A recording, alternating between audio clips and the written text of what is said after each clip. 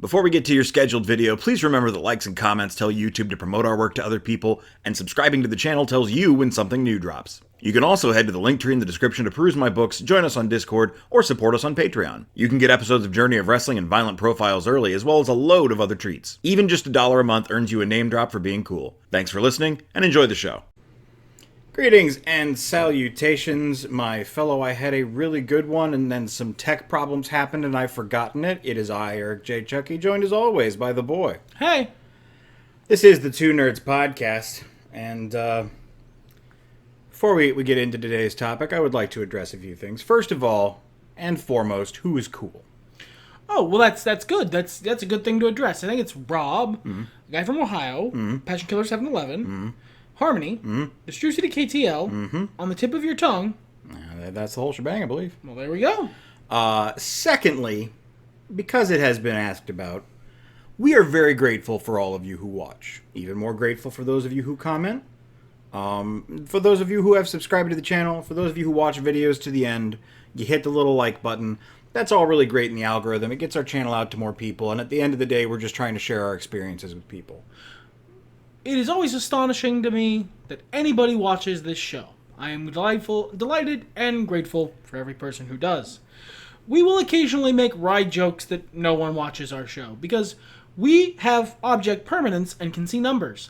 But at the same time, in the last couple of years, our viewership has shot up a lot, and we've had a lot more individual episodes that have really gone off, and it's nice. It's really, really gratifying that anyone ever given a shit about anything I've ever said. So I appreciate it. This is especially because we do this show for ourselves. Yeah, I ultimately started this podcast. I pitched it to White 10 years ago because this is my best friend. We have a lot of conversations. We talk a lot off the podcast even now. And I thought that it would be really good to have a record of us talking, because this is my best friend and I like talking to him. And it's fun to share these conversations with people, and I know how it is to be in a bad place and stumble across some internet chucklehead who makes me laugh. And if we're that internet chucklehead for you, I'm happy to have you. Come join us on Discord. You can chat with us in person. Hopefully I can make you laugh on Discord. Yeah. I mostly just tell jokes there. But we do ultimately do this for ourselves. We don't make any money off of this podcast except for the aforementioned people who are cool, and we really appreciate that. But there's no ads on this. If there are ads on this, it's because something got copyright struck, and they have decided to put ads on this. We do this for us, and to a slightly lesser extent for you guys. It's not about making money. It's not about putting out competitive quality content. Excuse me. Violent Profiles is a little different. I put effort into that. But again, I mostly do that for me because I find editing videos really fun, despite what I say on the podcast all the time. So this is just a passion project. Thank you for your enthusiasm, and thanks for watching. But it is our passion project, so don't take too much offense if we get a little wry. And don't be surprised if we sit around talking about nothing for 3 minutes and 12 seconds. So now on to the content. Yes. And time for backstory, although I will keep it brief. Obviously, you can see the title card. We're talking about WWE Backlash France. This is the first WWE pay-per-view we've watched in approximately a year. The last one being Clash at the Castle in England. I think there was an NXT thing we watched after that. Maybe possibly. It was before. It wasn't long after or before, regardless. So, we're AEW guys now. So your question may be, why? Why now are we watching Backlash France? Is it because of my deep abiding respect for the French people? No. You have not seen many episodes of the podcast. My genetic heritage was inherited and not chosen. So I'm mostly German, but then it's debatable French or Italian. Regardless, I picked up the new WWE game, is the short version. Now, there's been a lot of changes recently. Triple H seems to be in charge. Vince is for real gone now, definitely for really real. Nick Khan is selling off all of his stock. And after WrestleMania and during WrestleMania, things really actually started to change. For me, it is a much simpler reason. They managed to actually tell, with many slips and stumbles and goofs along the way, one coherent story. That's all I ever asked of them, and they did it. But playing through the showcase mode in 2K24, which is a great game, by the way, I put off buying it for a month or two, month and a half, until there was an okay sale, and I'm not sad I did at all. It's really, this is the tightest WWE game there's been in a while. Last year's didn't really hit for me for some reason. This one does. And showcase mode was a highlight. I finished it a couple days, about a day before Backlash, and was like, wow, I remember I used to be a big fan of Cody Rhodes before he left the company, basically. But I loved Stardust, and Dashing Cody Rhodes is one of my favorite, most well-done gimmicks. It's in the top 100, definitely. Maybe even the top 20. But, so, I was kind of surprised how much he's fallen from grace for me, how much I really don't care for him in this day and age. And just seeing a lot of those personalities, especially Asuka, I kind of forgot how much I love Asuka. And, yeah, the timing was convenient, so I was like, hey, what if we check it out? I was neutral on it because... Of your deep abiding hatred for France? I'm not going to confirm or deny. Figure it out yourselves. But mostly because my favorite modern WWE wrestler is Roman Reigns. He's been my favorite wrestler throughout modern WWE wrestler for a long time. And I missed what is pretty undisputedly almost all of his best work. Because the company around him at the time was awful. And all of the decisions they made and creative choices they made were terrible. So I couldn't watch the show because it made me mad. I'm a little annoyed about that. But it's a new day. There is a new creative direction. They managed to actually tell one coherent story, and Vince is gone. So I'm willing to let bygones be bygones and move forward. They managed to tell an incredibly, a coherent story, despite, last-minute interference from a different, extremely egotistical, wealthy man. Yeah, to be clear, I'm not actually a huge fan of Cody Rhodes. I think his Homelander gimmick is fun. I think it's amusing that he thinks he's just a regular babyface. But I mean, he is now. Yeah, I mean, he just is. He's very over as the good guy in WWE, which is good. It's what he wanted. But I just wanted it to make sense again, and they proved that they could do that. So, but I wasn't excited. I was neutral. I was completely, utterly neutral. Basically, it was, should we do this, or should we watch a movie and podcast on that? White said that he actually did kind of want to see this, so that sounds fine. Let's do it. Trust me, my investment was mild, but more than watching a movie. It is important for context that you understand I wasn't really looking forward to this. So do we do a spoiler-free review here? It's a little later because this was a Saturday show. It's a wrestling pay-per-view. They're so pulp comic. They're so disposable media.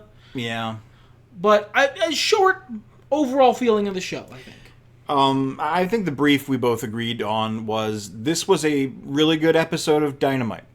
And thus, literally the best WWE programming I've seen in many, many years. Nothing happened that I was blown away by, except in contrast to the product from before. Even the product from a year ago. But it was a fine time.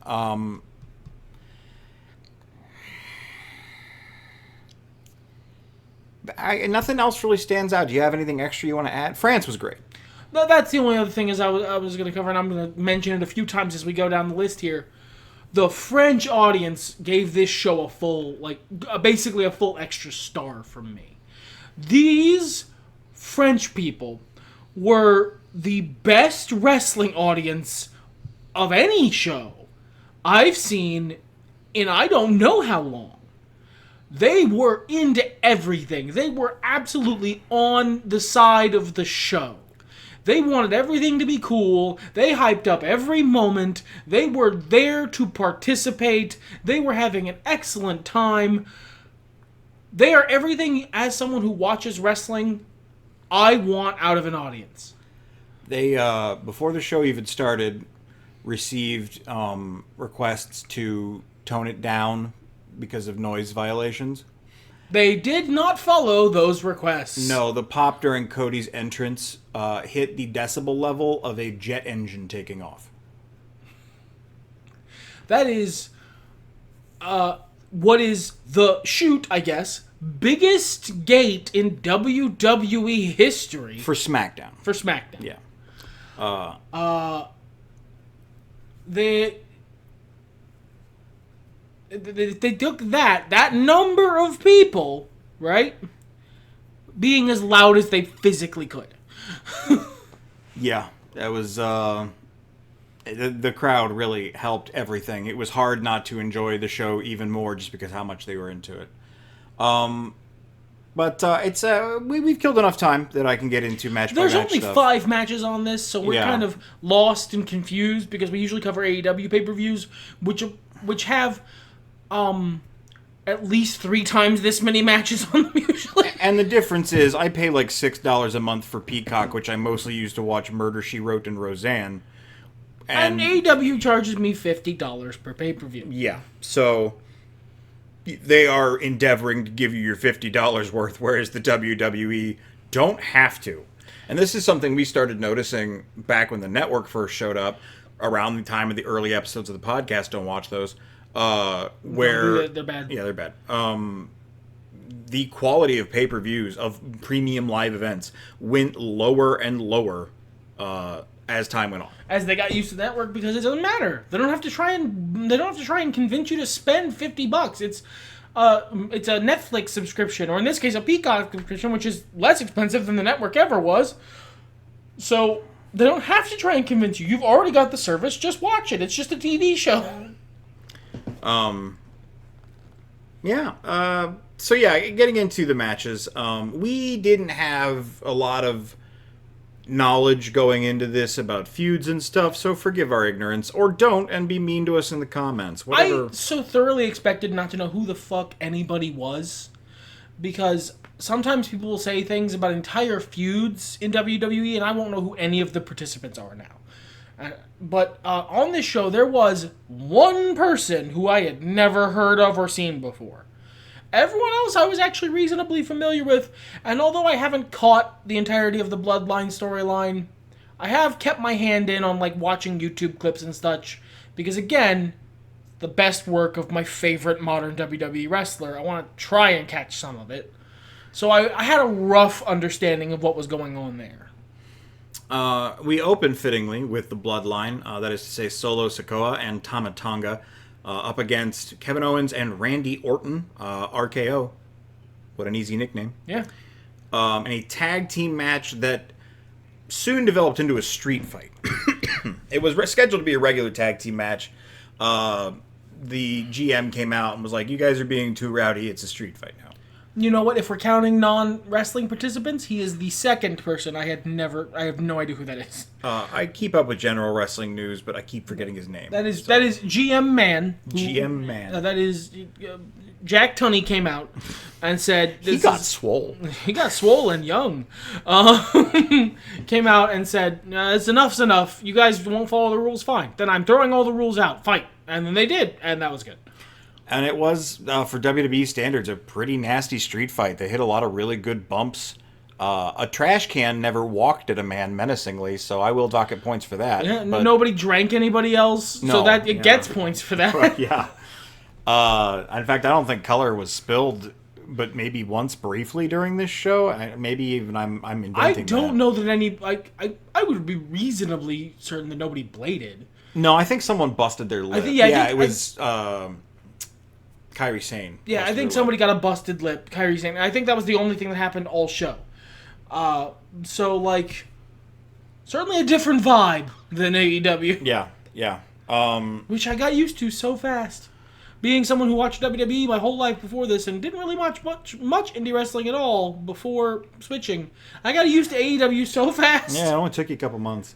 And that's something to say for WWE, is that this pay-per-view felt like a good episode of Dynamite, so obviously they were, keeping step with a faster pace of wrestling that we're more used to. It. This time last year, we were talking about how slow it was and how slow it was and how many damn camera cuts there were. They also toned those down.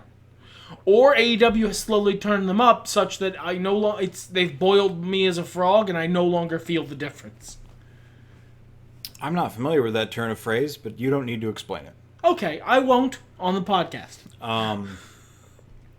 But this was a really good street fight. It was, I don't know. I've never been a big fan of Kevin Owens or Randy Orton, except for that brief period where I could control Randy Orton's actions with my words. That was a strange time. But it was nice to see a little bit of the new Bloodline. And, yeah, there were a lot of great spots in this one. The Bloodline went over when, was it Tongaloa showed up? Yeah. The big surprise reveal. There is always another Pacific Islander waiting in the wings to join the Bloodline. There's a couple more in the wings right now. They took the lesson from the breakup of the Shield. There's always a Plan B. They're on Plan Q at this point. There are an infinite number of self-replicating Pacific Islanders waiting in the wings to secure the victory for a member of the Bloodline. Yeah, it was pretty good action. Pretty good start to the show. France loved it. We move into a really good triple threat. One of the best triple threats I've seen in a while. I mean, yeah, it was a really fun match. This and the other women's match were my two favorite matches on this card. Yeah, I would agree. I would agree with that. There was some confusion in the other women's match, but it is what it is. We had Tiffany Stratton, Naomi, and Bayley in a triple threat match for the WWE Women's Championship, which is held by Bayley. I kind of like the way they were doing the title announcements with like front-facing hard cam and little nameplates and stuff. Yeah, that was fun. That was kind of neat. You see that sometimes in wrestling. I've seen it a few times over the years. Sure, it's always good to see. It's usually just for the main title, though. It was nice to see for the women's title as well, which I believe is the only other. Oh no, they did it for the tag team titles too, right? They didn't do it for the tag titles, but they did it for the women's, the fake heavyweight championship, and the undisputed championship. So maybe it's just what are supposed to be the top titles. Yeah, the singles top titles. I don't know. I only had 5 matches to work with. One of them was a tag titles match. One wasn't a title match. Comment if you know. I was glad to see Naomi again. She lost a lot of weight, and I don't mean that as a criticism in either direction. Just an observation. She's a different shape now. And it really seems to have helped her wrestling ability, or at least she's put in more time since the last time I watched her, because I don't want to be critical here, but she was rough around the edges last time I watched her. Could also be that the ambiance is enough of a difference that she's willing to put in more effort. Sure. Because it feels like her effort is being respected. Yeah. The ambiance. The lack of Vince. Tiffany Stratton, I think we also had some complaints about last year. She was great here. Bayley was, of course, sensational. And just the energy between opponents, cycling through the three of them. They did a really good job of keeping the match interesting. They never let the match linger. They had 13 minutes, and they used all of them. It was relatively fast-paced. If I've seen Tiffany Stratton wrestle before, that's news to me. She's the other person I have no clue. It was in a big multi-woman ladder match, I think. Sure, okay, I believe you. I'm sure you're right. This person made no impact on my psyche before this moment, and even still, barely has. I don't have a whole lot to say about this. I like Bayley's outfit. I like her vibe. I like face Bayley. Karen haircut heel Bayley was excellent, effective work. But Bayley has, like, big natural baby face energy. Yeah. And it was good to see her back. Yeah. Bayley retained her title, ending in a one-on-one duel with Naomi with much honor. It was a good match. It was probably my favorite match of the night. Oh, same. The other women's match is second place because of the confusion you mentioned. Yeah. Next up, we had Jey Uso against Damien Priest for his World Heavyweight Championship. Jey Uso is in his yeet era, where he says yeet now. And he does not say yeet in the context established originally for yeet by a vine, where you throw things. He just says it as like a word to end or begin or be the entirety of any sentence. It's just his word that he got over, like the yes chant. And you know what? Yeet. Yeah, that's fine. That's my response. No criticism. But, although he's got the saddest entrance music in the world. Actually, this is a great time to bring this up. French people.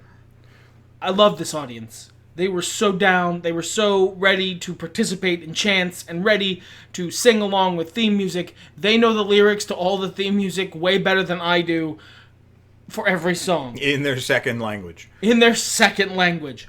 Very impressive. I'm doing all of this complimenting to lead up to. They have no rhythm. This crowd has had no ability to keep to a beat at all. During Jey Uso's entrance, there is a very like sharp beat for you to chant. I presumably yeet along with, and they started a big yeet chant, and within 5 seconds there were not 3 people in a row in that audience on the same beat. It was astonishing how bad they were. It seemed like even Jey Uso noticed and like tried to get them back, but it just was. He stopped just short of doing the big over your head claps to get everybody on the same beat. He stopped just short of that, and I think maybe he needed to go the extra mile because wow. This was a slower match. I think this was the match that the crowd was the least into once it got started. But they loved Jey Uso's entrance, brother. They were down for Jey Uso's entrance. Also, shout out to Damien Priest. Most of the stuff I've seen from him has been earlier in his career, whether that's in WWE or elsewhere. He's really, really come a long way since the first time I saw him. Yeah, he deserves something better than the fake championship. I'm kidding. They're doing their best to legitimize the title they invented. Look, they had to start somewhere with the Universal Championship. This one at least has a better design. It doesn't look like a strawberry. I mean, because the strawberry got eaten. Yeah. What I'm saying is, if you're going to make a new world championship, you got to start somewhere. Every world championship, when you make a new one, you don't need to do that. Stop fucking doing that. But there's like 50 belts folded into your current top belt. Just take one out. The current top belt is a black hole. Yeah. But just stop doing that. But if they're not careful, the next guy who wins the belt will also be Cody Rhodes now, officially. Like, when you do that though, you got to start somewhere, and they started with a couple other people. I think Seth Rollins had it before him. Yeah. They're doing their best. It'll be fine over time. It's got a good design that carries a lot of the weight. Yeah, and this is a good guy to run it. And I like the storyline they had going at the end of this match. As I said, it was fine. It was good. A little slower, and that benefited Damien Priest, I think. But Finn Balor and J.D. McDonough, I think, were both trying to interfere in the match, and sometimes successfly. Often successfully. They are the reason Damien won. Sure. But like he didn't like that. He was like, we're not doing that now. I don't he's got it's very big. I don't need that. I want to be able to stand up on my own 2 feet.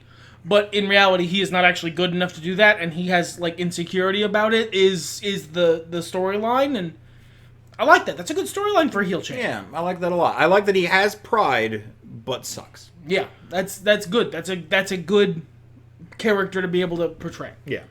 I will also here shout out the yeet / no yeet back and forth that apparently is a thing. That's really good. Good job, whoever decided that. Yeah, yeet for when Jey Uso does things, and not yeet for when he is on the back foot. That's powerful. That's honestly, I know it wasn't this back in the day. But in modern wrestling terms, how much of getting over is just having a good chant? It's more than you'd think. Moving on. We just love chanting.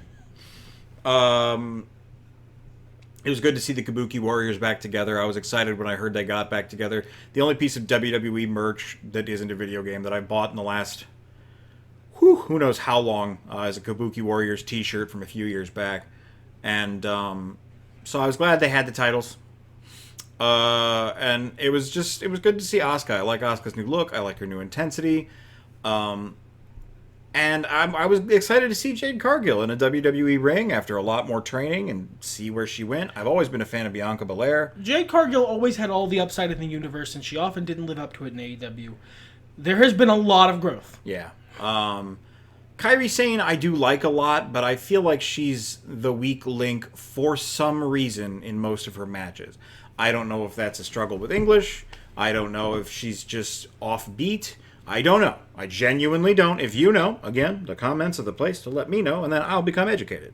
I like her. I will stress that again, but she caused some complications in this match, or the ref did. Or Asuka did. There was an issue where Kairi Sane was the one in the ring. She tried to do a pinfall. She was not the legal member of her team. And the ref called it like a shoot and refused to count the pin, and told her, you're not the legal person, you gotta get out of the ring. And there are two camps there. One is, bro, nobody noticed. Nobody knew that who was actually watching the match or was in the match. You're the only one who knows. Just roll with it.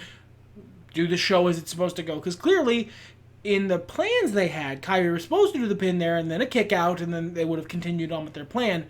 Because he stopped shit cold, because he threw water on the bit, it fucked the timing for the rest of the match. It really did. And I'm not sure who's really at fault here, but this would have been probably my match of the night if not the whole thing hadn't been cooled off so hard. I am firmly in the other camp. I want referees to call things like a shoot. Because, 1, helps with verisimilitude. 2, you don't know what people know when you're the ref. You're not omniscient. You don't know what the audience has seen. You can't tell, really. You have maybe a guess, especially if you're good at your job, but you don't know. So the only way you can operate in a way that won't accidentally expose the business is to call it like a shoot. And 3, it is the wrestler's job to do their job. If you are inserting yourself into decision-making that is not yours, you're going to fuck something up. In this case, the opposite happened, and you fucked it up anyway, but I still think it's overall the better way to go. It was clearly a planned spot that they were supposed to set up, because they executed it a few minutes later after some awkwardness. After basically enough yada-yadaing to get back to the spot. Yeah, but it really broke things down for me. It fucked the rhythm for the rest of the match. I don't know who, and maybe somebody was yelling in his ear. Maybe someone saw on a camera that we didn't catch, and they were like, "Oh, you got to not let her do that. She's not the legal man. She's not illegal. Got to keep continuity." And yeah, if I'd noticed it, it would have been important, but I didn't. Very few people seem to have, but I still would always prefer a ref, except in very, very exceptional circumstances. I would almost always prefer a ref to call a wrestling match like they are calling a wrestling match, because it's like DMing. If you're gonna fudge dice, you should only do that rarely and when necessary. Because if you only do it very occasionally and when necessary, it makes it much harder to spot when you're doing it. And it also keeps up stakes and interest. Yeah. So, guys, you didn't hit your mark on this show we're putting on for everyone. It really crushes the suspense of disbelief. Yeah, it really does. It does. But this was still a really good match despite that. The only title change that happened, spoilers, Bianca Belair and Jade Cargill go over. I think the right call. Asuka is clearly in her veteran stage of her career at this point. It was nice that they had another run. Yeah, I'm really happy for them. And Jade and Bianca are both younger talents, and they're great. This is a great way to get Jade active, front and center, without her being the only star. It's the same way you'd want to handle a Sting, for example. Don't have her in the ring constantly. Yeah, a tag team a tag team run is a great way to protect a talent who you think has an amazing amount of upside, but has proven to be maybe a little shaky at carrying their own weight entirely in a match. Bianca Belair is serving as an excellent way to give Jade Cargill the support she needs to finish transforming into what will be a world-famous top-tier wrestler. I forgot how many muscles she had. Jade Cargill has all the upside in the world. She has the look, she has the talent, she has absurd athleticism, and she's freakishly strong. And she gives a shit. This is one of the things I love about her. She loves the business. She loves presentation. She's clearly invested. She's already rich. She does not have to do this. She's doing it because she enjoys it. That's great. She's everything you want out of a pro wrestler. She's just not... last time I saw her wrestle alone in AEW, she was still pretty green, and it showed. I think strapping a tag team to her and letting her have that protection is excellent, because much like it did for Roman Reigns, it will allow her to mature into a better talent and then be able to go out into her own singles run after. Now, the match I have the least to say about, I don't think anybody expected this to be some sort of big surprise, although there is a statistic about it that I found incredibly hilariously surprising. That is AJ Styles trying to get Cody Rhodes' newly won undisputed WWE Championship rechristened as well. What if AJ Styles had won? Yeah, they just cut out most of the uwu and just made it the undisputed WWE Championship. That's better. I don't like the use of that word in the context of a title, but... Oh, well, I don't like it because there is another heavyweight championship. It is literally disputed in your own universe, but... But whatever, it's better than before. Yeah. The uwu is dead. Long live the undisputed title. As far as I'm concerned. These guys wrestled a good match. This match was fun. It was good. They did a good job. They had fun spots. AJ Styles mean mugging at France's fun chance when you could clearly tell he was having the best time of his life, and he has to be a mean, serious wrestler about it. It popped me consistently. There was another nice touch that they mentioned that you pointed out again, that AJ Styles was wearing gear themed after when he beat Dusty Rhodes for the NWA title? NWA title. Yeah, that was a really cool thing. And he is now the only person who has wrestled both Dusty and Cody for a world title. This was also the first title match since early 2022 to not involve interference. Yeah, the Bloodline was in all the others. Yeah. What a statistic! All right, I think that's about it, and I must go to the bathroom.